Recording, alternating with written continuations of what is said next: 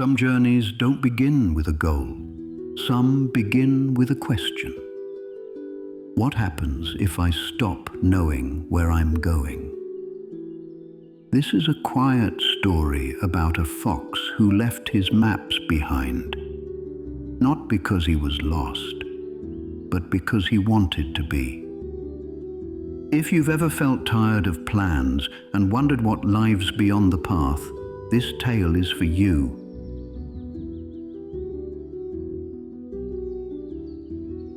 The fox had maps, dozens of them.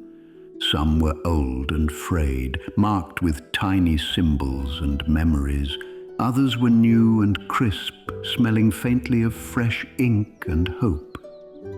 He had drawn them all himself over years of careful wandering. But one morning, under the canopy of an amber-leaved forest, he rolled them up, tied them with a string, and quietly placed them on a mossy stump.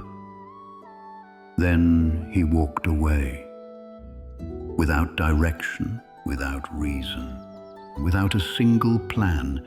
He didn't do it out of sadness, nor from boredom. He did it because he had always known exactly where he was going, and it had made him tired. He wanted to know who he was without a destination. At first, it was disorienting.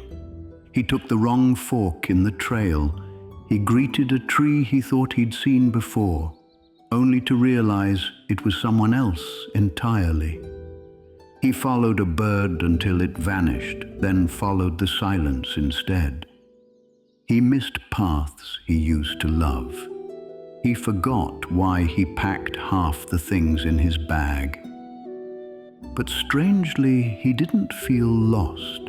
Not really. He passed a field where mushrooms spelled a word he didn't understand. He crossed a stream that hummed in a key no song had ever used.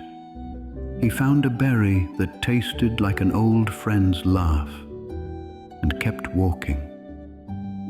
The world, it seemed, was full of things that only appeared when you weren't trying to find them. One evening, as the sky turned the color of worn parchment, the fox sat beneath a crooked tree.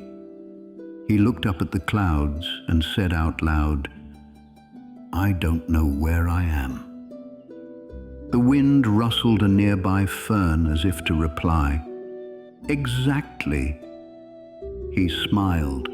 A mole passed by and asked, "Where are you headed?" The fox shrugged. "Nowhere, on purpose." The mole tilted her head. "Is that allowed?" The fox laughed. "I hope so. I'm doing it anyway."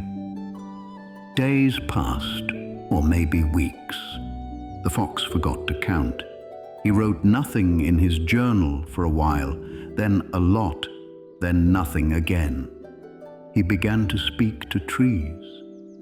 He listened to their slow answers. He met a heron who stared at him for a very long time and said only, "Stay light." He wasn't sure what it meant, but he carried the phrase like a smooth stone in his mind.